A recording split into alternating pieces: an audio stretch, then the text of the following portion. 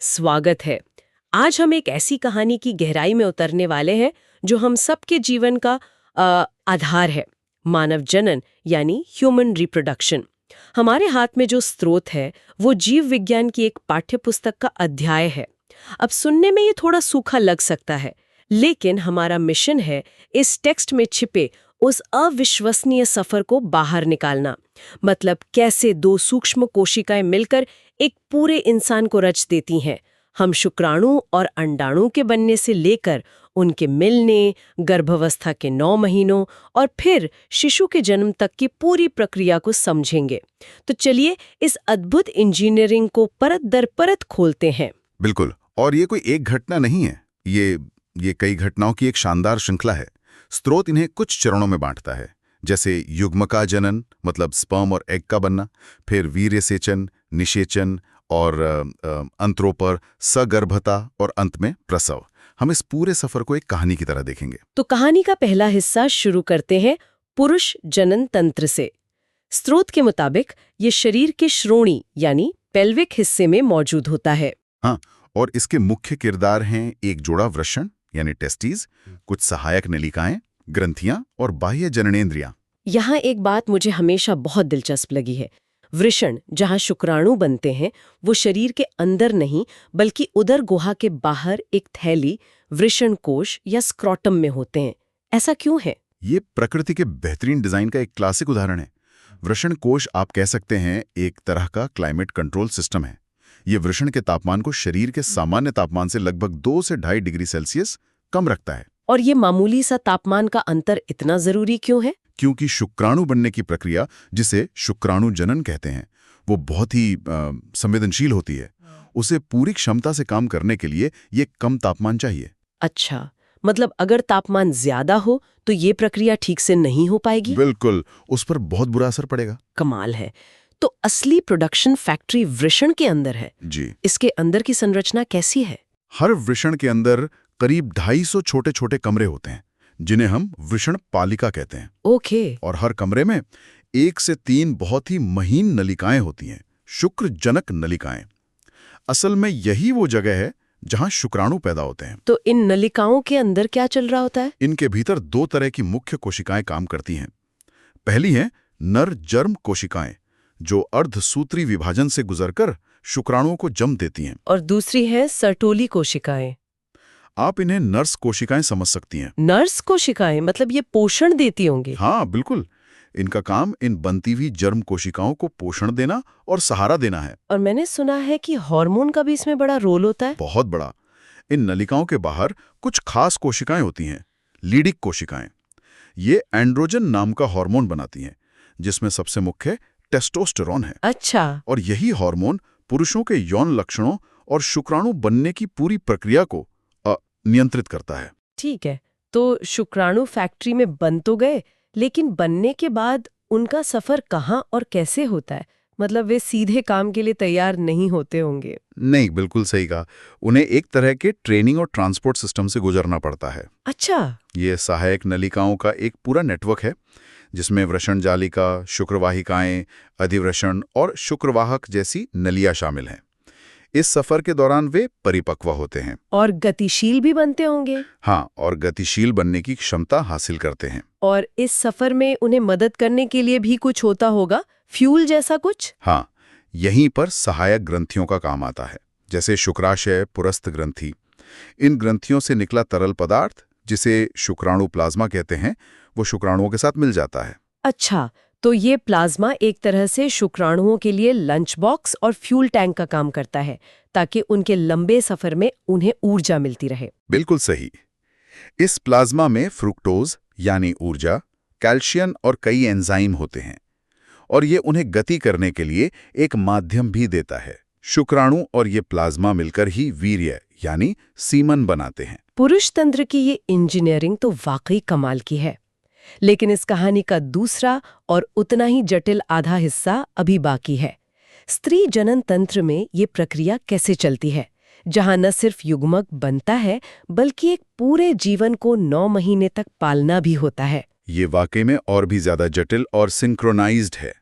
स्त्री जनन तंत्र भी श्रोणी क्षेत्र में ही होता है। इसमें एक जोड़ा अंडाशय यानी ओवरीज, एक जोड़ा अंडवाहिनी, एक गर्भाशय, गर्भाशय ग्रीवा, योनि, ये सब शामिल हैं। और स्तन ग्रंथियां भी? हाँ, स्तन ग्रंथियां भी इसी तंत्र का एक क्रियात्मक हिस्सा हैं। तो इसमें प्राथमिक अंग अंडाशय है, जहां अंडाणु यानी एग बनता है, सही कहा? हाँ, अंडाशय ही स्त्री युग्मक यानी अंडाणु बनाते हैं और साथ ही एस्ट्रोजन और प्रोजेस्टेरॉन जैसे महत्वपूर्ण हार्मोन भी पैदा करते हैं। हर महीने एक अंडाणु इन्हीं में से किसी एक अंडाशय से निकलता है। और निकलने के बाद उसे कौन पकड़ता है? उसे पकड़ती है अंडवाहिनी या फैलोपियन ट्यूब। इसका एक सिरा खीप जैसा होता है, जिसके किनारों पर उंगलियों जैसी झालरदार संरचनाएं होती हैं। अच्छा। ये अंडाणु को धीरे से ट्यूब के अंदर ले लेती हैं और निषेचन यानी स्पर्म और एग का मिलन ज्यादातर इसी ट्यूब में होता है। और निषेचन के बाद भ्रूण गर्भाशय में जाता है। स्रोत गर्भाशय की बनावट के बारे में क्या खास बताता है? गर्भाशय, जिसे आम भाषा में बच्चेदानी कहते हैं, उल्टी रखी नाशपाती के आकार का होता है। इसकी दीवार में 3 परतें होती हैं, लेकिन सबसे खास हैं अंदर की 2। बीच की मोटी परत, गर्भाशय पेशी स्तर, बहुत मजबूत मांसपेशियों से बनी होती है। प्रसव के समय यही जोरदार संकुचन करके शिशु को बाहर धकेलती है। और सबसे अंदर वाली परत? सबसे अंदरूनी परत है गर्भाशय अंतःस्तर या एंडोमेट्रियम। आप इसे एक तरह की नर्सरी समझ सकती हैं, जो हर महीने एक संभावित भ्रूण के स्वागत के लिए तैयार होती है। अच्छा, तो आर्तव चक्र के दौरान इसी में बदलाव होते हैं। हाँ, और भ्रूण का अंतरोपण भी यहीं होता है। इसी विषय से जुड़ी एक बहुत ही जरूरी बात स्रोत में यौनिच्छद या हाइमन के बारे में बताई गई है, जिस पर समाज में बहुत गलत धारणाएं हैं। हाँ, और ये स्पष्टीकरण बहुत जरूरी है। स्रोत साफ साफ कहता है कि यौनिच्छद एक पतली झिल्ली है जो अक्सर पहले मैथुन के दौरान फट जाती है, लेकिन यह किसी झटके से गिरने, साइकिल चलाने, घुड़सवारी जैसे खेलकूद में हिस्सा लेने या टैम्पॉन के इस्तेमाल से भी फट सकती है। और कुछ स्त्रियों में ये मैथुन के बाद भी बनी रह सकती है। बिल्कुल। यह एक बेहद जरूरी स्पष्टीकरण है। इसका मतलब है कि विज्ञान यहाँ एक पुरानी और हानिकारक सामाजिक धारणा को सीधे तौर पर चुनौती दे रहा है कि यौनिच्छद की उपस्थिति या अनुपस्थिति का कौमार्य यानी वर्जिनिटी से कोई लेना देना नहीं है। बिल्कुल। इसे विश्वसनीय सूचक मानना वैज्ञानिक रूप से पूरी तरह गलत है।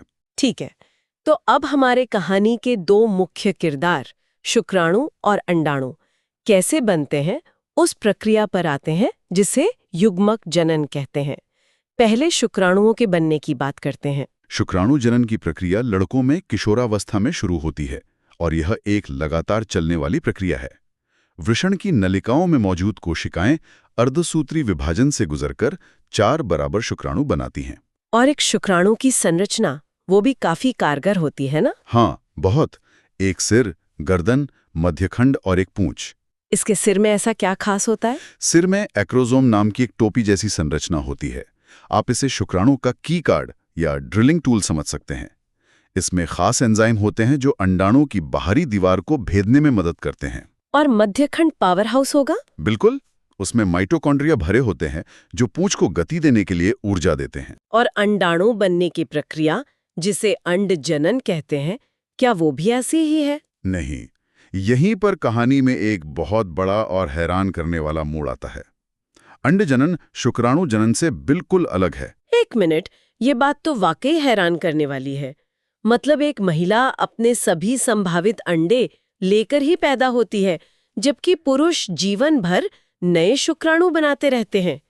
ये तो डिजाइन में एक बहुत बड़ा अंतर है। हाँ, ये एक मौलिक अंतर है।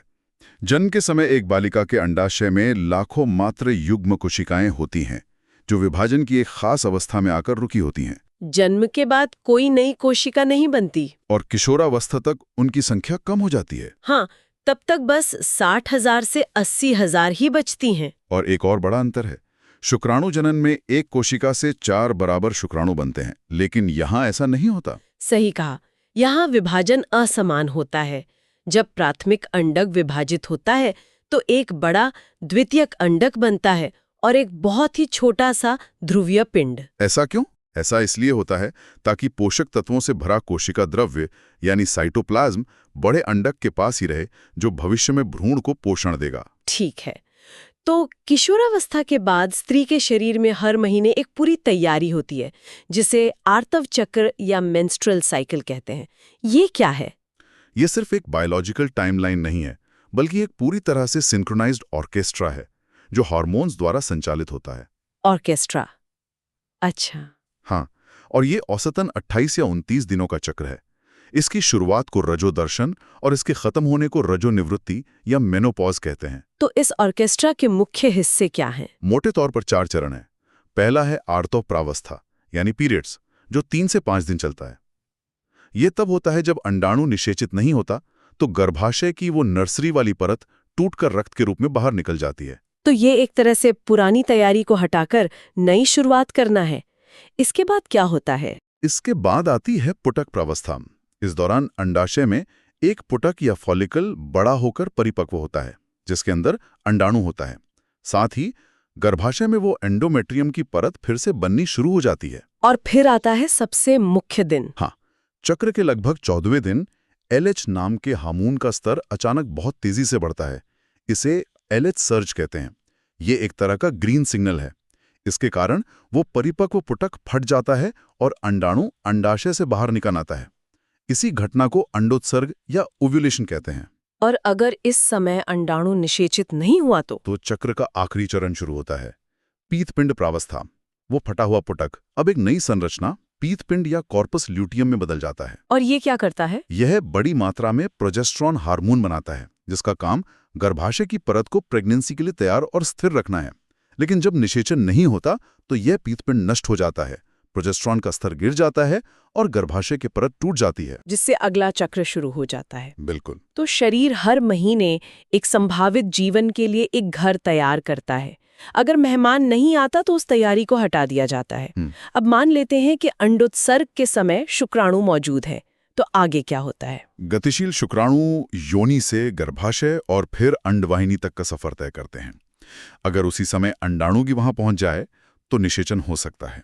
और जैसे ही एक शुक्राणु अंडाणु की बाहरी परत को छूता है, वो परत में कुछ ऐसे बदलाव करता है कि कोई दूसरा शुक्राणु अंदर ना आ सके। एक तरह का दरवाजा बंद करने वाला सिस्टम। बिल्कुल। शुक्राणु के अंदर आते ही अंडाणु का रुका हुआ दूसरा अर्धसूत्री विभाजन पूरा होता है और एक द्विगुणित युग्मनज यानी जाइगोट बनता है। यहीं से एक नए जीवन की शुरुआत होती है। लिंग निर्धारण को लेकर समाज में बहुत सी गलत धारणाएं हैं, खासकर भारत में। स्रोत इस पर वैज्ञानिक दृष्टिकोण से क्या कहता है, ये जानना बहुत जरूरी है। न एक बहुत ही महत्वपूर्ण वैज्ञानिक तथ्य है जिसे हर किसी को समझना चाहिए। ओके। स्त्री के सभी अंडाणुओं में केवल X लिंग गुणसूत्र होता है। ओके। लेकिन पुरुषों के 50% शुक्राणुओं में X और 50% में Y लिंग गुणसूत्र होता है। इसका मतलब शिशु का लिंग इस बात पे निर्भर करता है कि अंडाणु को कौन सा शुक्राणु निषेचित करता है। एकदम सही। अगर X गुणसूत्र वाला शुक्राणु अंडाणु से मिलता है तो XX मिलकर लड़की बनेगी, और अगर Y गुणसूत्र वाला शुक्राणु मिलता है तो XY मिलकर लड़का बनेगा। वैज्ञानिक रूप से शिशु के लिंग का निर्धारण पिता द्वारा होता है, न कि माता द्वारा। जाइगोट बनने के बाद क्या होता है?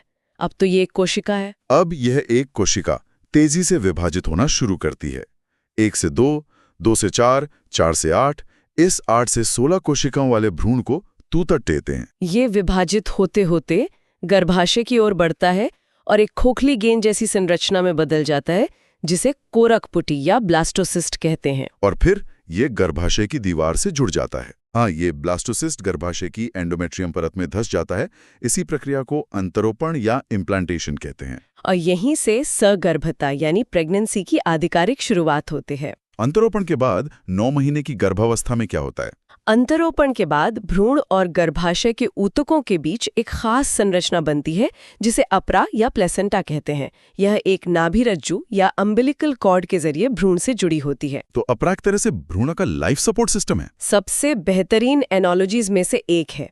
यह भ्रूण को मां के रक्त से ऑक्सीजन और पोषण पहुंचाती है और भ्रूण से कार्बन डाइऑक्साइड और अपशिष्ट पदार्थों को बाहर निकालती है। और ये हार्मोन भी बनाती है। हाँ, ये HCG, HPL, एस्ट्रोजन जैसे कई जरूरी हार्मोन्स भी बनाती है, जो प्रेगनेंसी को बनाए रखने के लिए जरूरी हैं। और इन 9 महीनों में भ्रूण का विकास कैसे होता है? ये विकास बहुत तेजी से और एक तय क्रम में होता है। स्रोत के अनुसार पहले महीने के अंत तक ही भ्रूण का हृदय धड़कना शुरू कर देता है। 1 महीने में ही। हाँ, दूसरे महीने के अंत तक हाथ, पैर और उंगलियां बन जाती हैं और पहली तिमाही यानी 12 हफ्तों के अंत तक लगभग सभी मुख्य अंगतंत्र बन चुके होते हैं। और वो पल कब आता है जब माँ बच्चे की हलचल महसूस कर सकती है? वो अक्सर 5वें महीने में होता है। इसी दौरान सिर पर बाल भी उगने लगते हैं और 9 महीने पूरे होते होते गर्भ पूरी तरह से विकसित होकर जन्म के लिए तैयार हो जाता है। और अंत में आता है प्रसव का चरण। ये एक बहुत ही शक्तिशाली प्रक्रिया है। इसकी शुरुआत कैसे होती है? इसकी शुरुआत के संकेत पूर्ण विकसित गर्भ और अपरा से ही आते हैं। इससे गर्भाशय में हल्के संकुचन शुरू होते हैं। इसे गर्भोत्थेपन प्रतिवर्त कहते हैं। और ये संकुचन फिर तेज कैसे होते जाते हैं? इन हल्के संकुचनों से माँ की पीयूष ग्रंथि को सिग्नल मिलता है और वो ऑक्सीटोसिन नाम का हार्मोन छोड़ती है। अच्छा, ऑक्सीटोसिन। हाँ, ऑक्सीटोसिन गर्भाशय की मांसपेशियों पर असर करता है और संकुचन को और तेज और मजबूत बनाता है। और फिर मजबूत संकुचन से और ज्यादा ऑक्सीटोसिन निकलता होगा। बिल्कुल, ये एक सकारात्मक प्रतिक्रिया चक्र या पॉजिटिव फीडबैक लूप है। संकुचन से ऑक्सीटोसिन, ऑक्सीटोसिन से और तेज संकुचन। ये चक्र तब तक तेज से तेजतर होता जाता है जब तक कि शिशु का जन्म न हो जाए। शिशु के जन्म के बाद एक और खूबसूरत प्रक्रिया शुरू होती है, दुग्ध स्रवण या लैक्टेशन। हाँ, गर्भावस्था के अंत तक ही स्तन ग्रंथियां दूध बनाने लगती हैं।